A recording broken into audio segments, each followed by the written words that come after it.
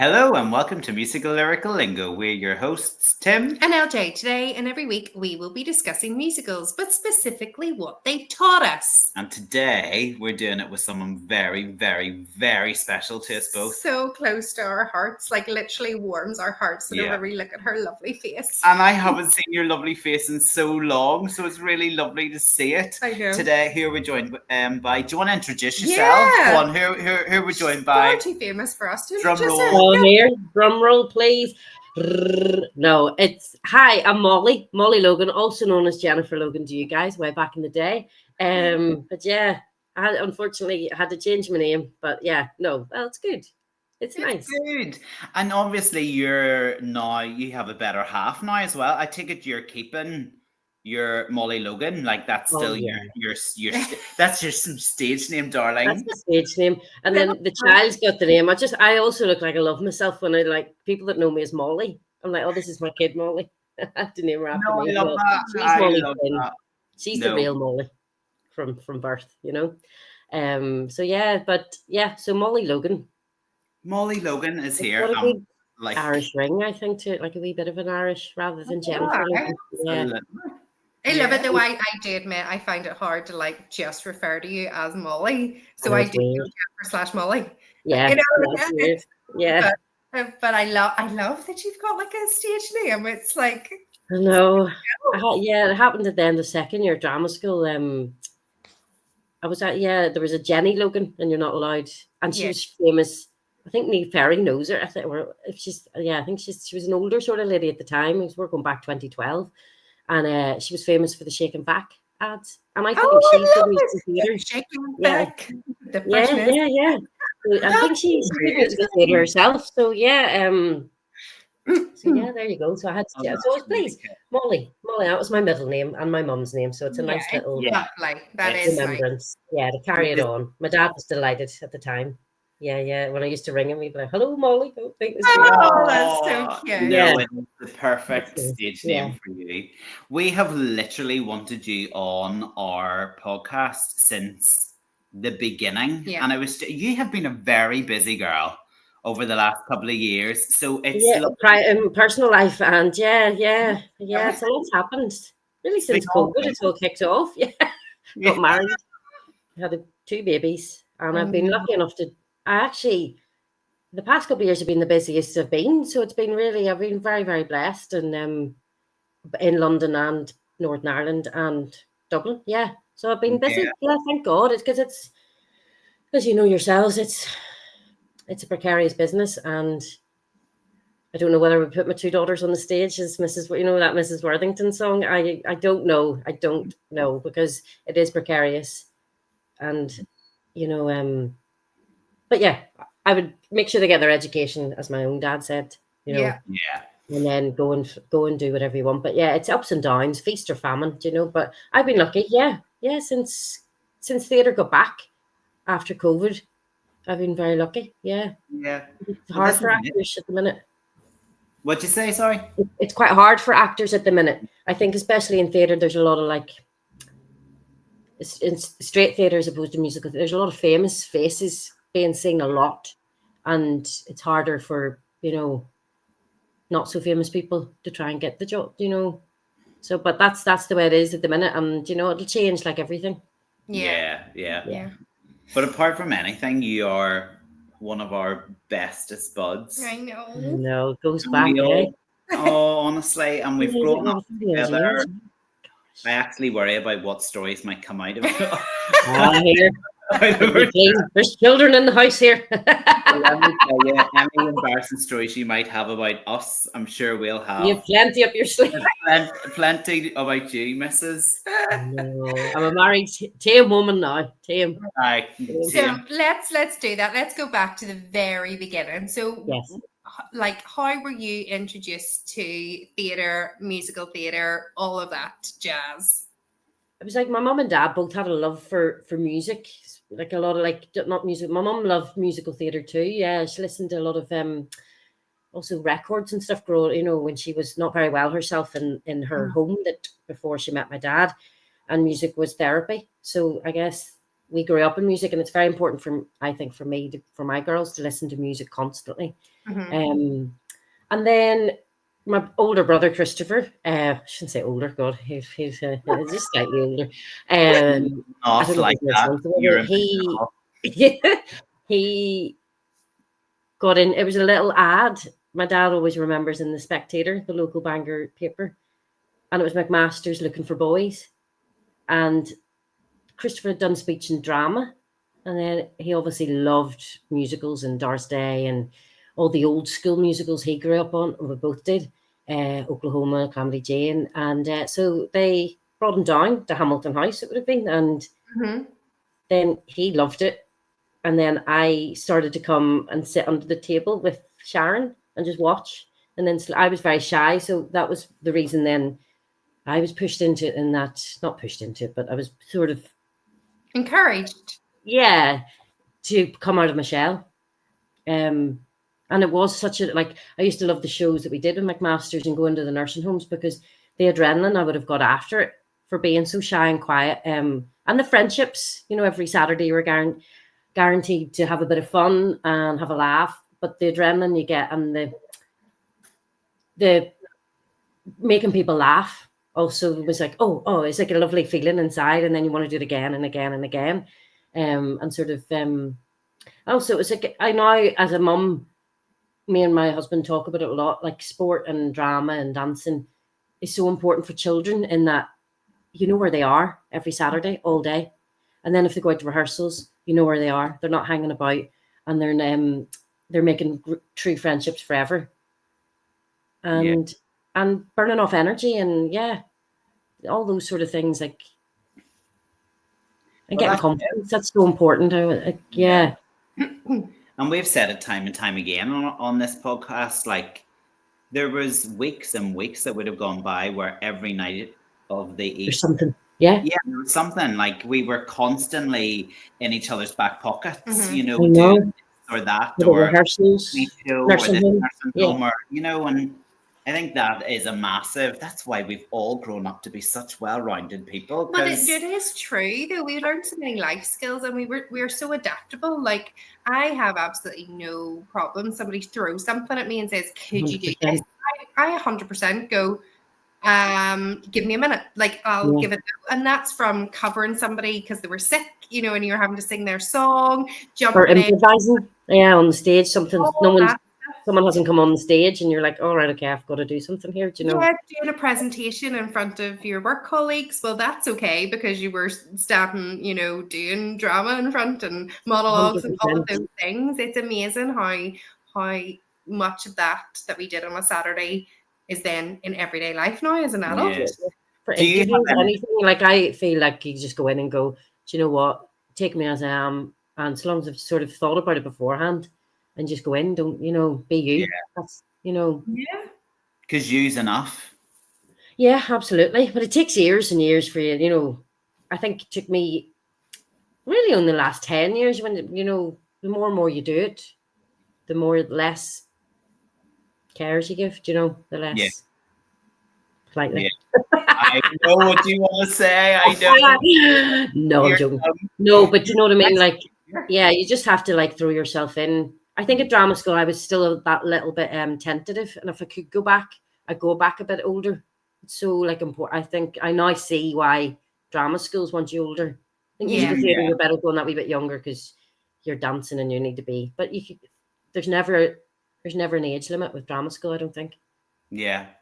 The more experience, the better. I was too scared, I think, still. I think now I would, like, with a bit of life experience, I would just enjoy it more.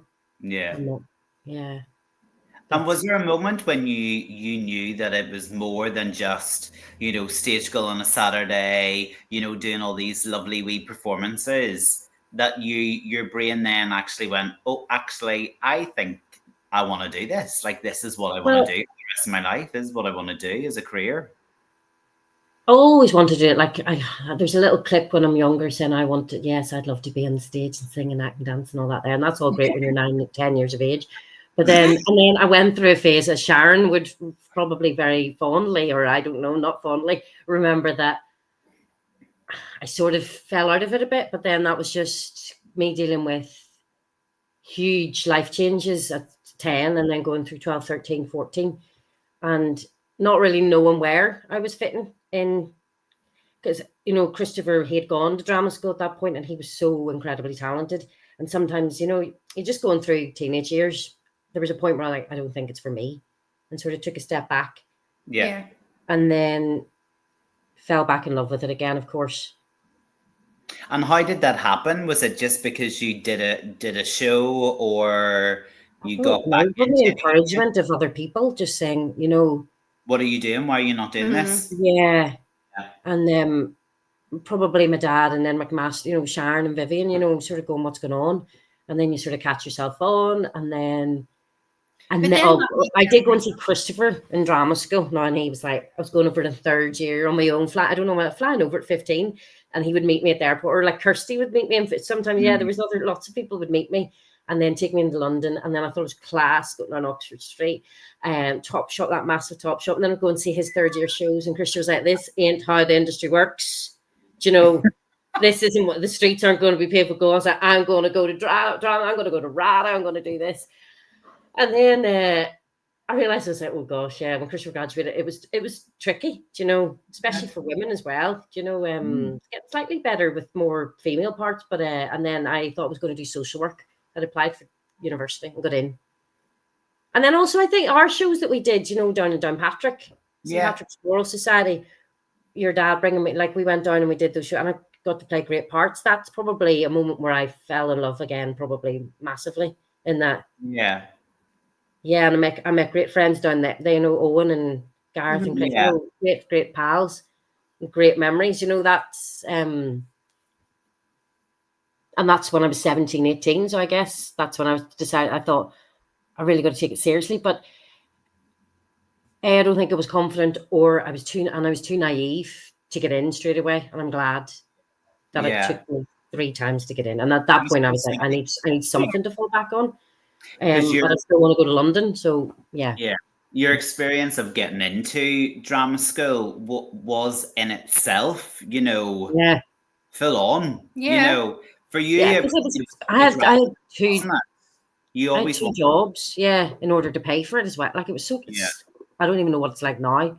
I think the fee is like 100 quid or something to audition, but at the time it was 50 quid per drama school. So as by the third year, I sort of had to make a decision of which drama schools I was really, really keen on. Yeah. And then flights and then recalls and going back. So I worked in Asda at night and Robert's Schoolwear during the day. So I worked and that was the last year getting in. And I think that paid off massively. And I had to do the groundwork.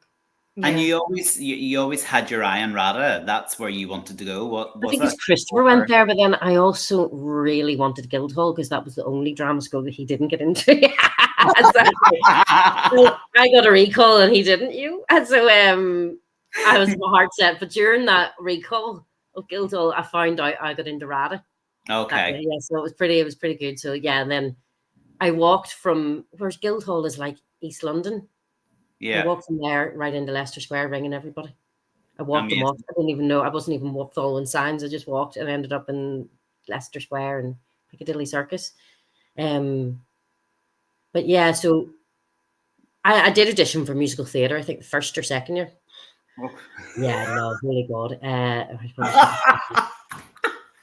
It was Arts Ed. I thought, I'll go for the one that everyone raves about. Yeah, let's go for Arts Ed. Then realized it was first very dancing. I was like, gee, that was That's one of my favorite memories of Jennifer is obviously when we were younger, we were all sort of in the same like row, and we were like that dance trip that I was talking about. So we were always pushed to the front. And as we got older, Jennifer moved to the back because she just was like, nah, this part. And then it'd be me and Natasha talking at the back, and then Vivian came up with the gorgeous long red nails trailing you back to the front. Natasha.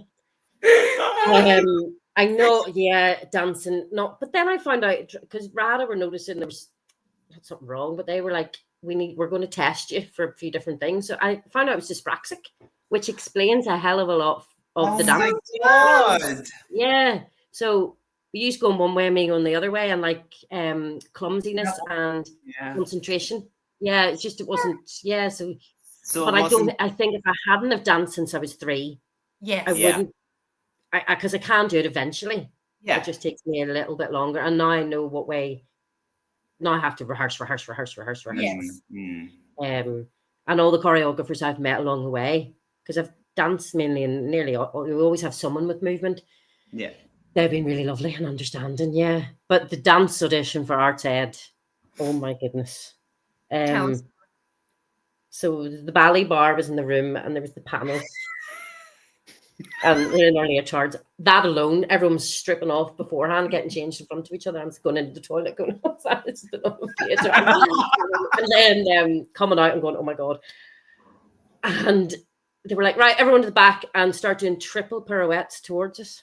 I swear to God, if I could get up now and do it, but it was me just going, hopping around, stopping. Oh my God. And then we got to the front, and the panel were like this. And I literally was like, this to them. And then they were like, "Again." I said, "Oh, here we go."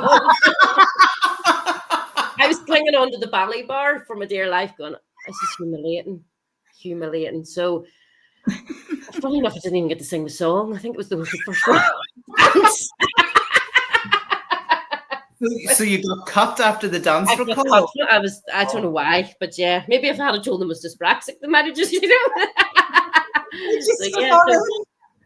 So in second year, they noticed, but I just have to work a little bit harder and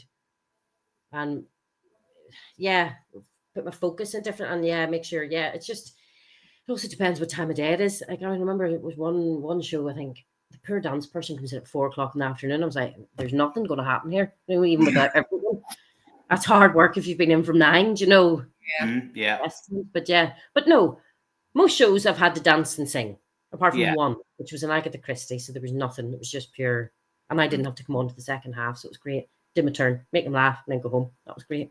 And whenever you do see a play and there's a bit of movement in it, do you have Vivian sort of on your shoulder being like, "Come on, Jennifer, pay attention"?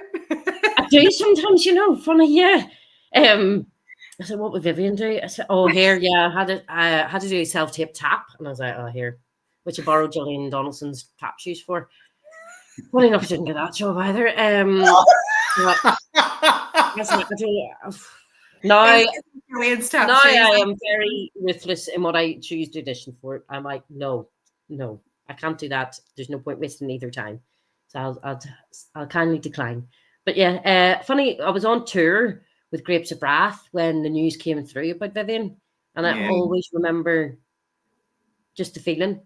And like that was one of my first serious parts as well. So, and it was quite, Grapes of Wrath isn't easy. Like it's very relevant of this time and world that we're living in, and at the time. So it was a heavy go. It was quite a heavy piece, and a piece close to my heart. And Vivian passing through that will always be that sort of journey of my career as well, changing a little bit, going into like more serious, taken seriously. And what would Vivian say?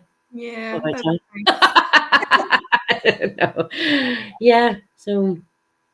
And what were your 3? Was it 3 years at RADA? You did 3 years, yeah. And what was that time like? What was your training like? Did you? Oh, it was great. Yeah. I know some people need it and some people don't, but I definitely needed it. I needed it for the confidence. Just getting more confidence with myself and trusting myself and knowing that I'm good. Funny, when I went to drama school, and because I thought, oh, my brother went here, maybe that's the reason I get in. But the teachers were so kind in that I was my own person, and that's when I realized me and Christopher are so different. We may look alike, but we're so different in many ways. And that's when I started to like find myself. And I always thought I would just do modern stuff. I didn't think I was clever enough for it. There was like, because we had a lot of clever people in my year, and I felt Irish people, I always feel, do put ourselves down. There was another Irish girl. We tend to like knock ourselves down and not be as confident, but RADA really helped me in that someone may be really, really clever, but then they may not have the instincts to get up and do a certain thing. Like they're too busy thinking, whereas I don't, do you know what I mean? But I loved it, and my singing came on an awful lot. My singing came on. I wish now I've now my little girls, I would love them to have singing lessons. I never had that, I got singing lessons every week, and then I got the Sondheim competition, which I couldn't believe. Myself and Taryn Edgerton, who's done very well, but who's that? I don't know if he won it, but the two of us were way out of our depth with musical theatre people. It was a time where we're both smoking, we're both sitting outside going, what are we doing here? And they were all like fabulous, fabulous singers in their third. We were second year, and they were all third year at musical theatre courses. Explain and I thought, if I did that, I can do anything. So explain that competition to the listeners in case they don't know what this time. It's 30 drama schools all over the country. I don't know, 35 maybe. And each drama school puts 2 people forward, boy and girl, and then you'll go to RAM, Royal Academy of Music, to audition, and then you sing a Sondheim song, and then if you get through, then it's a competition. It was at the Queen's Theatre where Les Mis was on at the time. Yeah. And we all compete. So the 2 of us got in. Me and Taryn couldn't believe it. And I sang for the audition. I sang Here's the Ladies Who Lunch, Yes. Yeah. But then the lady who was hosting it, she died there, passed away last year. She was in the Bake Off musical. I know who you're talking about. She was hosting it, and she wanted to sing that song. So I then had to pick a new song. And I remember sitting in Bangor Library at the time, because we didn't have a computer, trying to listen to the new song. So I had then sang Leave You from Follies. They thought, unfortunately, because of my register, I couldn't quite sing all the lovely Sondheim, like young part. I was like playing old women. So I sang that, and I can't remember the new song. You had to sing then a new musical theatre up and coming people. All right, okay. New writing. So yeah, and great talent in that. There was a girl there, Sarah. She played there Glinda in the Tour of Wicked. She was in the competition. But anyway, Sarah O'Connor. Yeah. Yes. She was in there. Yeah, lovely girl, and a lovely other girl who's been done quite a lot. Yeah, people have done well, but was it Hayden Gwynn you were talking about? Yeah. So she hosted it, and then I'll never forget, because as I said, my confidence with singing was quite low, and I was shaking like a leaf throughout it, and all I could think of was my dad was out there. It was quite an achievement. So, but anyway, my legs were shaking, but I gave you a laugh beforehand, because I wore this red dress. Now, it was from River Island. I can still see it. It was a size 6. God almighty. Those were the days. And I'd ironed it the night before, and I was hanging it on the tube in the way, and it was a Sunday morning, you see, so nobody on the tube. I had a bit of plastic over, God help me. And I tanned my legs and everything, so we split at the back, but it should have only just come to the back of your knees. But when I went in this 5-minute call, I thought, right, I'll go in and put it on. It was a wee, like, off the shoulder number, and the split was not to the back of the knees, it was right up to the coccyx. So clearly, as I'd worn that probably on a night out a few months previous, and had forgotten it had split, and I was wearing a thong, and I was like, holy moly. Thankfully, someone had a spare pair of tights, black tights, and the red flag from Les Mis, because that was the theatre we were doing it. There was red thread, and the dress. So God love, there was an understudy girl. She was in the side sewing away in my red dress. So it was like, and I put the black tights on just in case, because I had to get up on a stool for one of the songs. I swear. And then there's a lovely picture of everyone for the opening number. I can't remember what the opening number was. Well, yeah, that was a choreo. We had to go back to Arts Ed. Had PSTD or PTSD, whatever it is.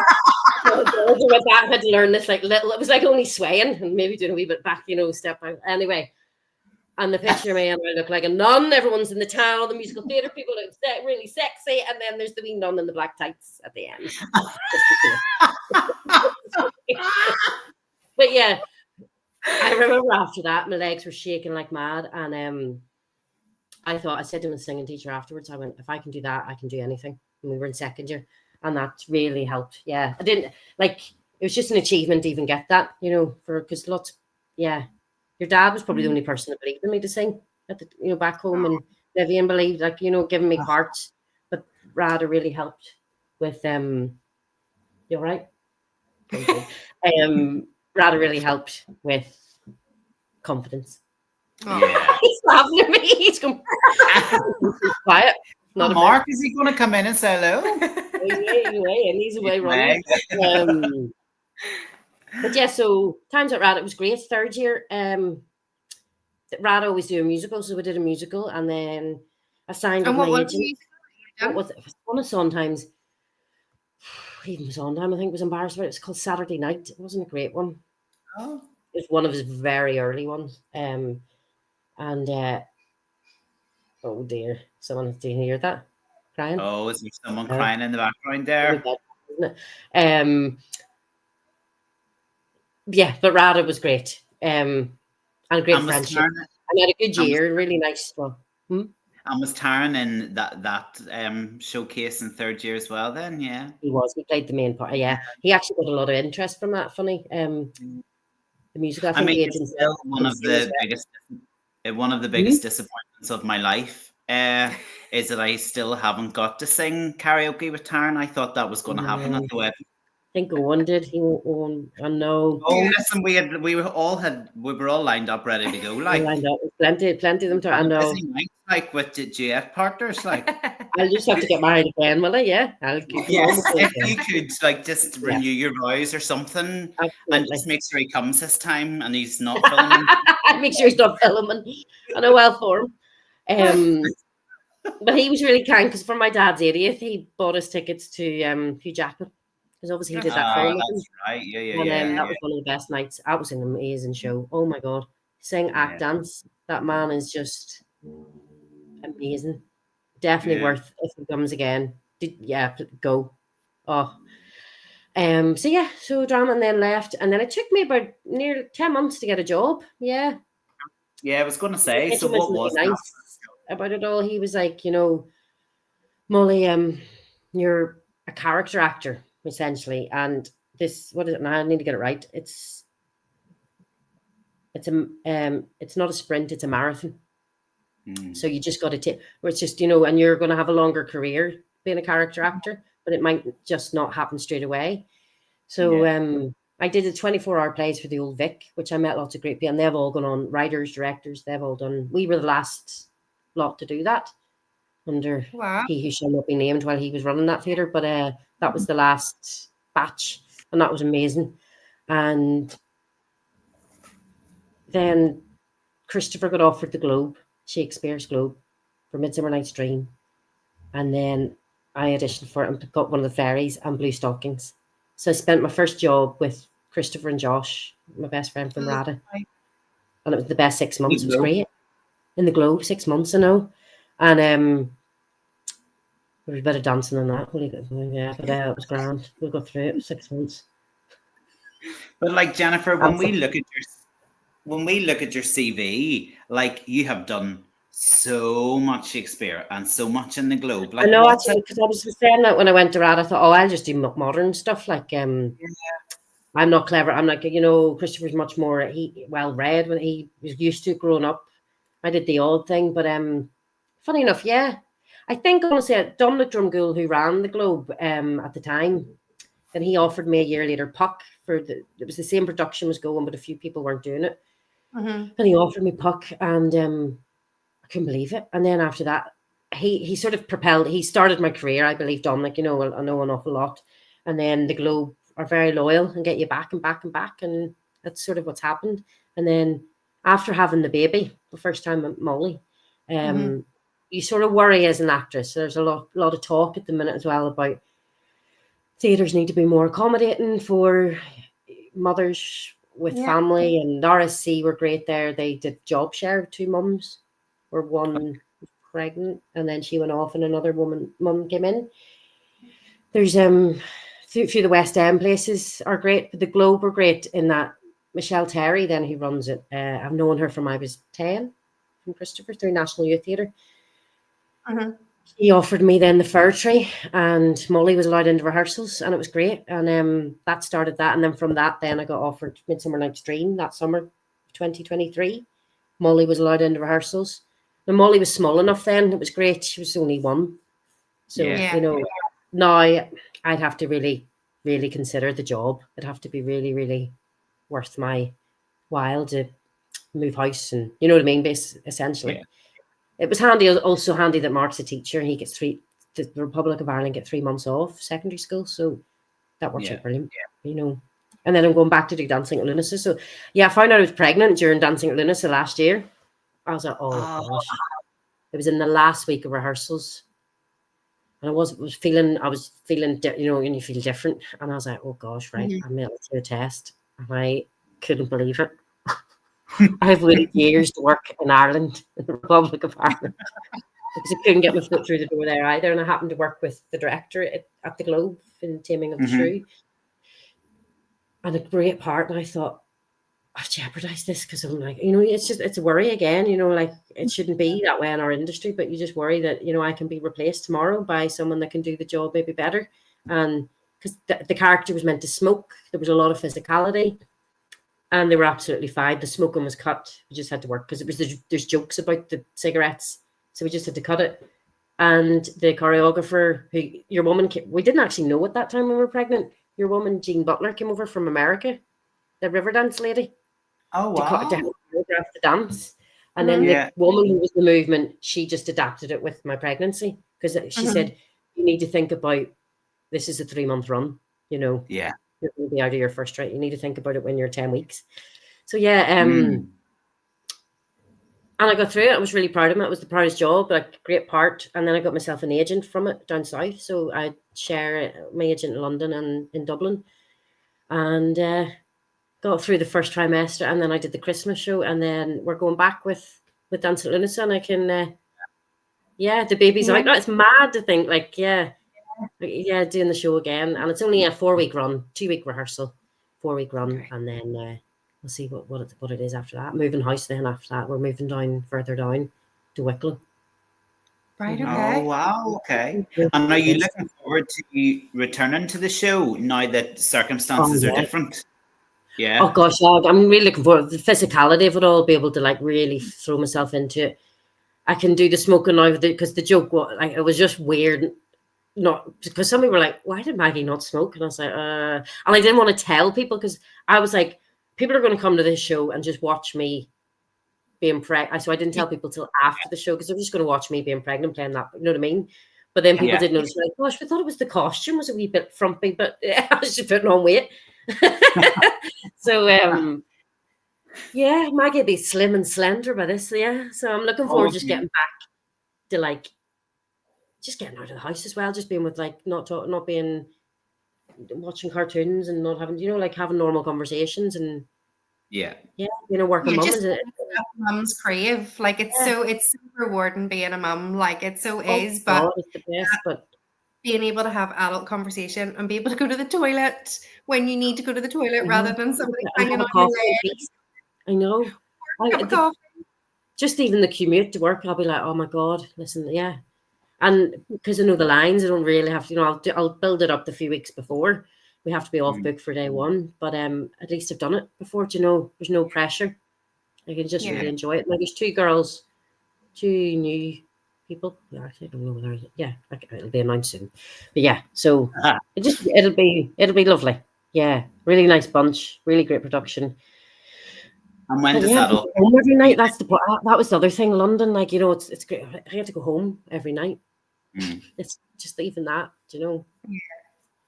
So tell us the dates of that, just so our listeners can come. I think it starts the 21st of June, the previews, and then the 25th. The press night, I think, is like the 1st of July, and then it's on for 4 weeks.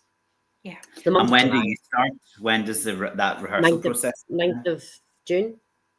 Okay. So Mark finishes work end of May, and then he have a week off together, and then I'll head to rehearsals. And then, as I say, then once the show's up, I have all day free. I don't have to go into work till evening. Yeah, that's nice. And what is it like now being a mummy in the business you're in? Like, is it everything is like a logistical spreadsheet? Or how is it? Yeah, we had a diary for London. Definitely that first Midsummer Night's Dream. A lot of flights. Gosh, it was back and forth. And even Molly, like Maisie, our second kid, won't have the amount of flights Molly did in that first year of her life was quite incredible. And also the support, like, I know when I did meet Mark, you know, it contemplated, you know, it's hard, like being an actor, blah, blah, blah. And he was like, we'll make it work.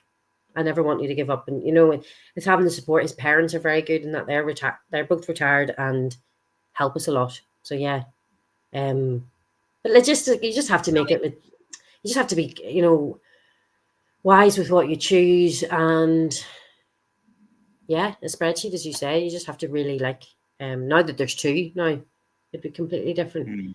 And Diona Doherty, who wrote the Christmas show, that was another, I literally just got offered that Christmas show. And the next day I found out I was pregnant. So I rang her and I went, listen, I understand if you want to recast it, it's fine. Like, you know, she was like, she just said, well, she said a few choice words, but I can't repeat them. But she was like, you will 100% be doing this job, basically. And I will write it into the script. So, and she did. And it was really lovely show that she adapted it and had a little twist at the end. So, yeah.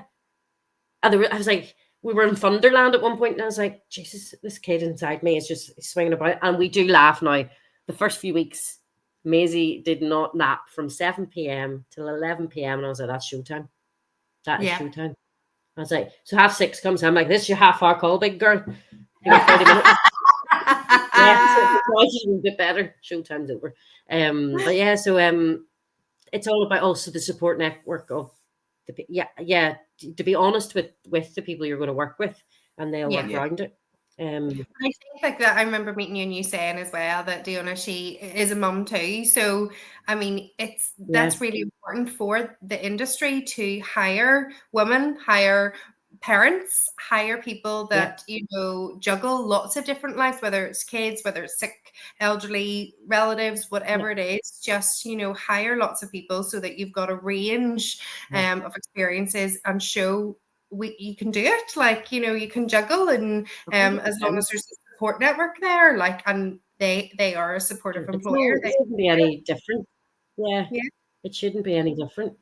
And the fact that the Globe did allow her into rehearsals every day was great. You know, that took pressure off. And then the days that maybe we were doing lots and lots of stuff, Christopher took her. Or I had so much support around me in London that people would just happily come and take a 1-year-old baby and take her out for the day, take her to the Tate and the soft play. And so it was it is about the support network. But and it's an industry where you'll never, it's a mad industry in that you can be best mates with an 18-year-old and an 80-year-old.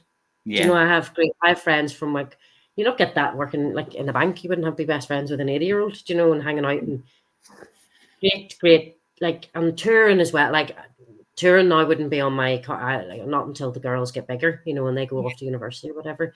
But touring is a huge way to learn, I think, as a young actor as well. But I'm looking forward. I was saying to Mark, sure, when you retire, you can come with me when we tour. Do you know what I mean? Yeah, perfect. But touring was a great way to learn. Get weird digs, people, like all that sort of stuff. But it's a way of learning and getting really close with people. It's an industry where you can really bond. And I am a bit like when we were younger, you know, you get great pals. Because Mark, my husband, he did drama and stuff, and he did shows down south, because that's how he knew Tony Finnegan and Peter Kennedy, and that's what he always said. Like, it's so important for young ones to make make friendships. They'll make friendships that they'll have for life. And that's so true. 100%. And you have such a laugh, don't you? Like, as well, like, you know, I remember always looking for, like, the Saturday, getting there at 10 o'clock in the morning. I was like, oh my God. It's a really long day, Mark. I was like, it was 10 till 5. Oh, yeah. We worked hard, like. Yeah. Think about it. Do you I don't think a lot of them do that now, do they?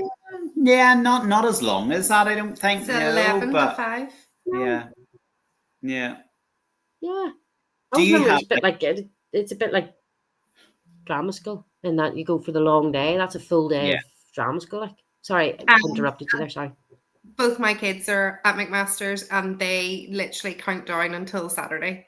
So the same love and sprinkle of magic is there, and they have already met friends for life. And it's just it's just so lovely. It's just a place where like you can just be you. Yeah, like it's a formula that also works. Probably like, especially like I remember Christopher always thinking that too. It was a place where he was accepted, because always certain people who like drama and all aren't always accepted in school or the sports team, whereas you're accepted. Yeah, lovely. Do you have standout memories from like growing up in stage school and stuff? Do you always remember Hamilton House, the wee stage? Do you know in the old school one, and the floor and the smells, and then like I remember just dashing over from one hall to the other, in the rain and all, and then coming over in your tap shoes, and always like trying to get out of dance. God help Wendy Mayers. Especially when I got to like 14, 15, I was like, oh, I forgot my shoes, but you can still dance. Oh, Canada, I don't know. And then Vivian always having spare tap shoes or something, you're like, oh. But you can get out of it that much. But I remember Ballina was a strong memory for us. I think especially us three. Yeah. Really strong. I remember, and then we had the same waistcoat from Marks and Spencer. Yeah. We thought we were these days. And we both had these really big glasses. Big glasses. And I had did you fringe? No, you had a fringe. Forever, like. We thought we were cool. We really weren't. No. And the picnics from Woolworth, I got that, and we got on the bus. I can still see us getting on the bus. And then we were probably allowed to bring a camera, because we took photographs. Yeah. And just like thinking how cool we were and how grown up. And then I do remember we're on those camp beds. Do you remember? Yeah. Or something in that big scout hall. And then you whack me around the head with the glow stick. Did I though? You were just testing me, just making sure I was awake. Are you awake? You dealt with it so well. You weren't at all dramatic. You didn't cry. No, I didn't. Blind me. He was trying to blind. You blinded me. I know it was Ballina, London again. That was another one. We were like, gosh, seeing Starlight Express, and that's now back. It's mad. Yeah. I know. We were so lucky as well to have like all those experiences. Do you have a standout? Do you have a standout role from back in the day, Jennifer? One that you think you were particularly good at? I've got one. You know what? It'll never leave me, and every time I think about it or hear or sing it, I was like, God, you remember I used to dress, because there wasn't enough boys. I used to dress up in the nursing homes and sing, wave a little bit, with the tea towel. Yeah. That's right. Oh, you're so cute. Oh, dear. I know. Oh, yeah. And then I never always forgot my fishnet. There was always something I forgot, and your poor mum, dear helper, Lauren, would always have a spare. All the mums had spare. Yeah. And then now I think back, I said, God help my dad. There was only so much, like I needed a mum there to be able to help, but all the mums clubbed together for me and always had backup of something. Spare blouse for the pearly. There was always something missing. But that I should have been checking that myself instead of my dad, like this 50, 60-year-old dad. Like I should have been checking it. But anyway, it was that. Doing the nursing homes, I loved the Caribbean. Still, and I always remember love the Caribbean. That's right. Did you love the Caribbean? No, you loved it. You loved it. No, none of the rest of us. When I was raring to sing that song, but I can see now why Vivian didn't. I was like 8. Could you imagine? I like you very much. That's wrong. Wrong. I love the Christmas. I love the wee Christmas medley. Yeah. I liked your Panther Dame. God. I liked your Panther Dame, Great Balls of Fire. Do you know what? I found the videos and I tried to watch, but they're the conditions not being very good. I think they weren't stored properly in the roof space or something. So but you can hear us and you can hear me singing Great Balls of Fire, and then coming out with nonsense like Aki Sarah, and I was like, oh God. Mark was like, is that you? And I was like, yeah, but it's all a bit like it's a bit fuzzy. I can't believe there's videos of that. I'm glad they're damaged. No, geez, probably have one too. I would imagine. I have one somewhere. I think I do. Yeah, because you were what do you call her? The main Tiger Indian girl? Lily. Tiger Lily. That was And Peter then- Pan that you played the Dame, wasn't it? Yeah. Yeah. I was And you were Tiger Lily, yeah. Yeah. Yeah. Good I times, still eh? think I think I have the costume. I think that was one I kept because I was quite partial to that wee mermaid costume. Do you remember them? Yeah. The flesh coloured coats. That's right. Yeah, And I you're think that because our brothers I always remember we loved that. That was our we were at that age. I think it was perfect. We were, Yeah. and then singing in the concert with you. I always remember that. You were Mrs. Johnson. I was Mrs. Lyons in singing Congles. Yeah, that was cute. We got to sing a wee duet. It's a lovely song. Mark hasn't seen Blood Brothers. I'm like, oh gosh, you have to see that. Oh, here. Oh, Such a yeah. Like never? He's never seen it? No. What? It's back in Belfast. One of the best. Yeah. I think it's in October or something, is it? Later on the year? Yeah. I said to them, let's go. Yeah. Let's go. What else? Is there any? Jennifer? What are the ones that stood out for you? Well, What Jennifer, other you're shows or still the whatever? best Ado Annie I ever had. Like you're still Oh, no. you're still my top Ado Annie. The best out there. I loved St. Patrick's and I did love going down there. That was good crack. Absolutely It was a good hilarious. show. Yeah, it was fun. Yeah. It was good. Do you have a favorite professional performance or a professional play or show you've done in your like never-ending CV? I hear. Stop. No, because 2015 I did nothing. It was funny. I went over and did Puck in China and Russia and London, and then came back and didn't work for a year. 2015 was all right. But I think Once a Catholic with Kathy Burke was pretty up there. She was playing like a main part, and she trusted me. I playing Cockney accent, something completely different, and I met great. It was a great. Yeah, I like all the people Kathy brought. It was like French and Spanish we were watching. Loved it was like it was bizarre, and I'd only graduated like 2 years, year and a half maybe. I remember that time. And then that was a particularly exciting time, wasn't it for you? Really was nervous about that, yeah. And then Fir Tree was really special because that was my first job back after being a mum. That was a really lovely show and it really made me think about. It was really going to sound really weird, but trees, because there was lovely wee lines in it that one wee line that stood out for me. It's going to be really random, but now I look at trees differently. It's weird in that every time a child turns a page, a tree smiles knowing it can live forever. And it's so that always just stood in my wee, it was a really lovely wee show. And then the Midsummer Night, I guess Dancing at Lunacy was that was pretty last year. It was pretty because a job in Dublin. I've been trying so hard to get an agent in Ireland, and I've got a lovely, lovely guy now. And if you come, it's basically me living in Donegal in about 50 years. It's just she's such a lively character, and you were written. You were nominated for that role, weren't you? Yeah. But then it's a great. It was just well cast as well as a woman. You were nominated in the same category as Alison Harding. Ali, and then Alison won. So it was kind of Ali. So it was the two of them were in the same category. I know. She'd know. I love Ali. She's amazing. I saw her in the red. No, I keep saying red velveteen. I think it's because of red velvet cake. Velveteen Rabbit. And she was brilliant. And then the Oscar Wilde. She's going to do the. That's right. In accordance with being earnest, yeah. The theatre's so important. I tried to take Molly we take her quite often. She's been seeing theatre since she was probably 6 months old. Yeah, I just think it's really important.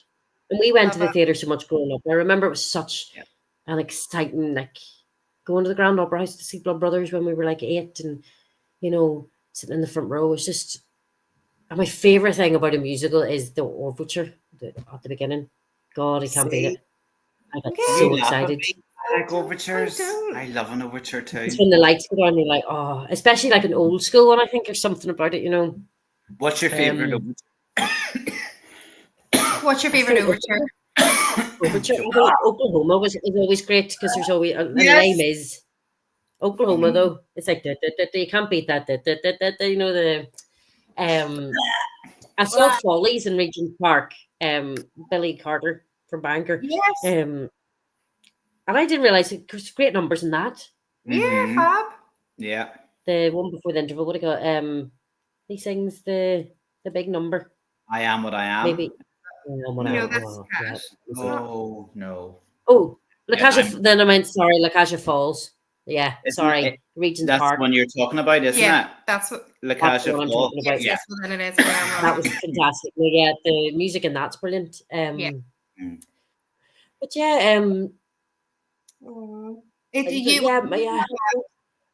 an amazing career. You've had an amazing career. You are an amazing person, and we are just so honored that you are our friend and that you wanted to come on our podcast. Is there something you want to do? Like, I'd love TV is my main thing now to sort of focus on. You know, I want to make money. I want to be able to like do 4 months film and then just chill for another 4. Do you know what I mean? But I'd love to do a bit of TV. I'd like to my dream has always been the National Theatre has always been my dream. So I think if that came calling, and the RSC, obviously, I'd like to tick that off, the Royal Shakespeare Company. And then TV, Ireland is buzzing at the minute. Ireland is buzzing at the minute. I know. TV, film, and theatre. You know, so now that I'm available, I haven't been available really long. Yeah. And that's also the hard thing. Sometimes you have to turn down theatre. My agent said that in London a few years ago. You have to take a risk because the Globe's brilliant, but that's 5 months of the year that you're not available for TV. Yeah. You know, for the likes of like all the TV stuff in Belfast and all. So I'd like to make myself available for TV, and I love like the likes of that adolescence, that sort of like gritty. Yeah. Gritty BAFTA. Yeah, I'd like to do that. Yeah. So who knows? Who knows what the next year will bring? But TV, hopefully. I want to write my mum and dad's story. That's the next thing, and I've started it. So amazing. I want to write that. Yeah. So I think realistically, like in order to get money, I think because like the likes of Baby Reindeer, Fleabag started off as one man shows. Yeah. And I think I might try it like that first and do like a Dublin, try and get in Dublin Fringe or something, so then people can see it and then try and get money that way from like I don't know, who knows. So Baby like they all have to start somewhere. Baby Reindeer and Fleabag and This Country, all those sort of like so that and Mark keeps hounding me too. We need to write mum and dad's story. Yeah, definitely. Okay, well, we'll be here 100% behind you. Whatever direction you go, we'll be there. I know it's a good story. Yeah. And before we get too old, yes.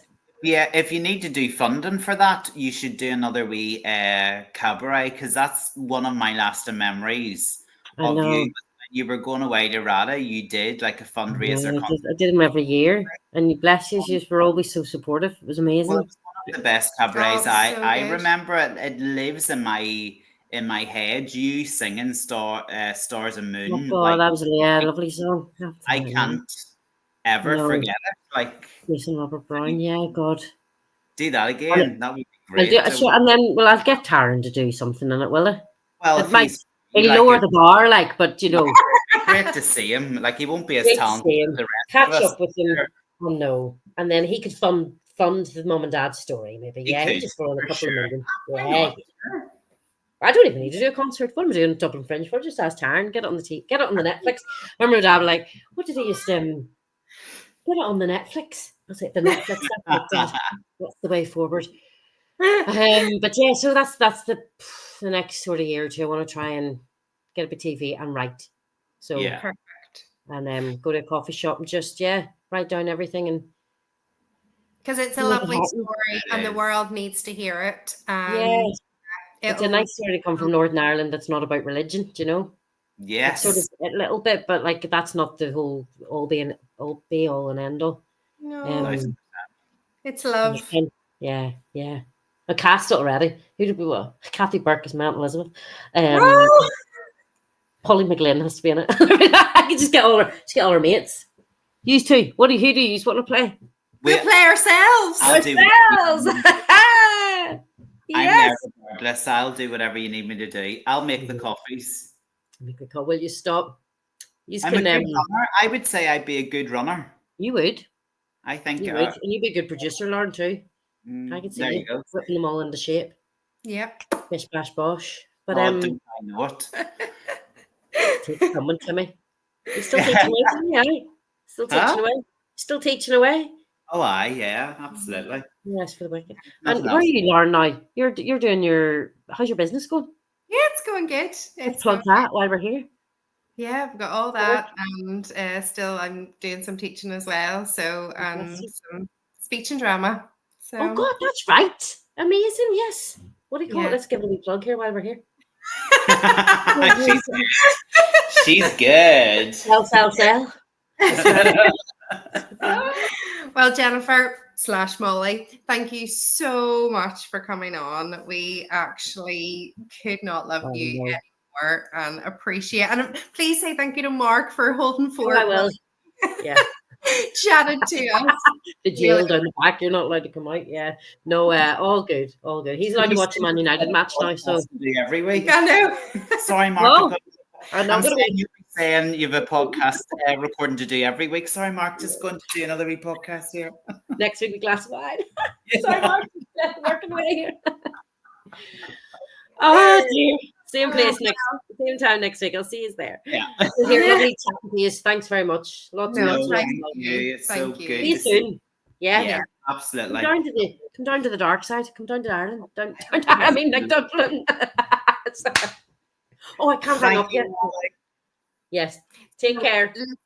I hope that you enjoyed that. That was much as we did. Oh my goodness. I just love her so much. She's the best. She is the best. Right. Next week we are back with interesting. I think it's going to be not another Molly Logan anyway, that's for sure. It's going to be an interesting episode, so I would definitely tune in for that. I can't remember what we're doing next week, but anyway, yes, tune in. Be great fun. Won't it, Jennifer? Great fun. See you next week. Bye. Bye.